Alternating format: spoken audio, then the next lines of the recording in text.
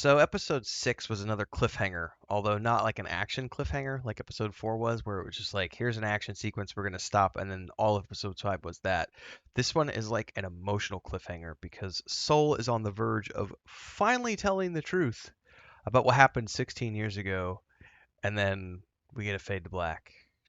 Well, not quite exactly in that order, but that was, it was intense. Can't wait to find out what really went down. He's done some brainwashing. Spoiler alert, by the way, if you haven't watched the show, but I'm running a few days behind. I'm finally basically caught up with episode 6 underneath my belt. I'll be ready to go for when episode 7 drops. I'm here in the home office again, so I'll be able to review that when the day it comes out. So we're going to talk about the whole episode. I don't do spoiler free, so if you haven't watched it for some reason, go watch it, pause, whatever, come back. You'll be good to go after that. Like, subscribe, hit the bell icon so you never miss an update. Let's go. So, this one is all about the fact that May is with Soul and Osha is with Kamir, I think is his name. I'm horrible with names even after a show's been. It has to go like 2 or 3 seasons before I remember their names. Um, and in the case of Osha, you know, it's all about this slow seduction. Like the guy really wants a student. He really wants a pupil. He tells her point break that the reason he's here is because of the power of two, and he really wants to convince her. And he's upfront about the fact that he wants to convince her. And he says, I made a mistake with your sister, thinking that she wanted, revenge.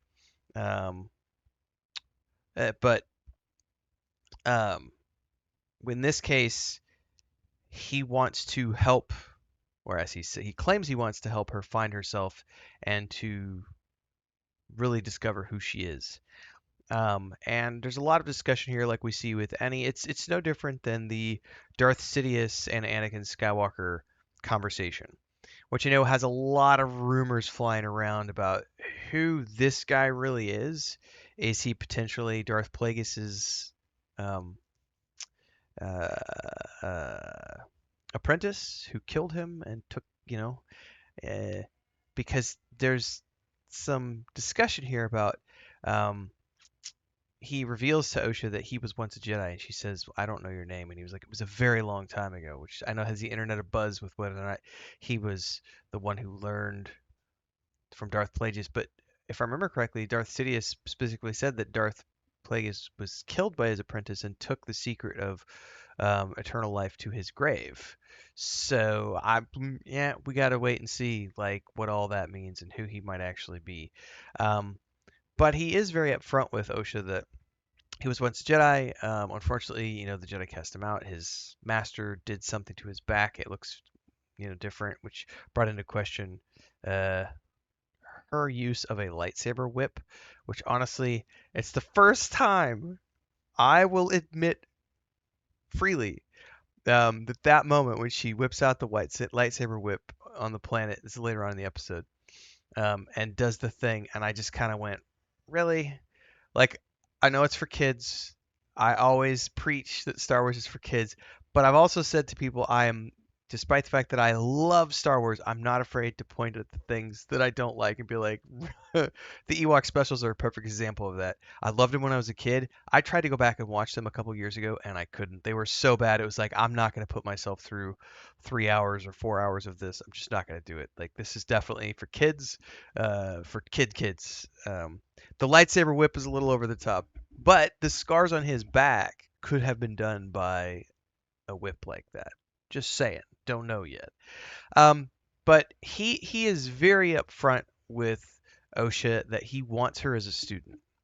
He wants to clear her mind. He wants to free her of the Jedi way of thinking. He's like, you abandoned the Jedi. The Jedi abandoned you. Like everything he's saying is making sense, which is why by the end of it, when he tells her about the helmet and he's like, it's a deprivation thing. You can put it on and it's just you and the Force, and that's what allows you to be super powerful. Um, and she puts the helmet on. That's the actual fade to black moment. Is she puts the helmet on, you get the heavy breathing, and then we go roll the credits. So she might be falling for it. I don't know because it's very much Soul has told her something that's not actually the truth, and whether or not she's going to find the truth out through a force vision, I don't know yet. But she is everything she's hearing from this dude is not wrong. Remember, it's all about certain point of view. Even though he's done some bad shit, you know. But back to Soul, when he figures out that it's actually May on the ship, he stuns her and um, takes her off into hyperspace to have a chat with her about things. Now, the timing on this is incredibly suspicious because of how he does it. Because essentially, as he gets off the planet with her, he thinks it's Osha at first. He goes to send a distress call to Coruscant, telling them that his entire squad's been killed, and they receive a garbled message. And green-head lady, who I'm never gonna remember, who sent him on this mission in the first place, is like, we need to go find out what's going on if his whole team's been killed. They show up, they start to do an investigation, and it sounds an awful lot like they suspect that Sol was the one who took out the Jedi, um, all the dead Jedi on Kofir. Is that the name of the planet? Um, because they've all been killed by lightsaber, and only a powerful Jedi could have done this. Only a powerful Jedi who had fallen. And one of the guys is like, "Surely you don't think?" And she's like, "We need to get it back to the ship." But the funny thing was, is like when they arrive, as they're arriving, and they're still in hyperspace, they send a message ahead to Sol, and they're like, "Hey, we're coming to do this investigation. Wait for us, keep your transponder on, etc." And he decides that, oh no, I've got May, I need to do this thing, and he goes off into hyperspace, and they immediately arrive after that. So it looks totally sus that he abandoned the planet with all these dead Jedi on it, and so they were left with this lingering wonder. Are they going to think that Soul was the one who was behind all of this, and now there's going to be a manhunt for, or a Jedi hunt for Soul? Do they think he's fallen to the dark side? Um, there's a lot of questions in the air at this point.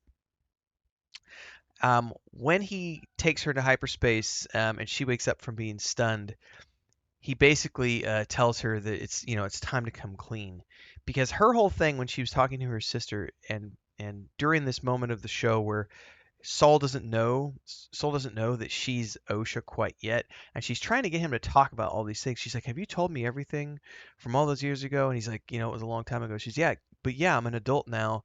You can tell me." And there's always something that keeps interrupting. The power comes on, etc., and interrupts Soul from talking to her. But when he finally stuns her and realizes that she's May, he's got her locked down, and he's like, "I've been thinking for 16 years about all the things I need to say, so you're gonna shut up and you're gonna listen." And that's kind of where we get left, along with Osha putting on the helmet. So we're left with two different cliffhangers, in the sense that we don't know yet what's happening with Osha, and we don't know what's going to happen with the discussion with May. But I suspect that he brainwashed Osha about what really happened years and years and years ago. He's going to talk to May, and he's going to admit this is what actually happened, and she knows that that's what actually happened, and and it's gonna mess Osha up, and I don't know if she's gonna fall to the dark side, and maybe May is the one who gets brought back into the light side. I don't know what all this looks like, but remember, these two children were created by their mother using the Force and some sort of ritual which we don't fully understand yet. So the rules of light and dark that the Jedi have don't really apply to them because they learned about the thread, and it's the Force being what it is. There's a lot of complexities here, especially if we start diving into what they're doing with the Ahsoka Tano show and where that left off and the planet that they're on, and the trilogy of the father and the son and the daughter and the good and the evil and balance and all this other stuff. There's a ton of like ideology here and mythology if you really want to get super complex with things. So I'm really interested where they're going to play off the Force versus the thread and how the two girls fit into this thing. Again, I'm having a great time with the Acolyte. Apart from the lightsaber whip, boo. Still a great episode. Can't wait for the final two. We'll be reviewing those as they come out now that I'm back in the home office. Like, subscribe, hit the bell icon, daily streams here and on Twitch. May the Force be with you, everybody.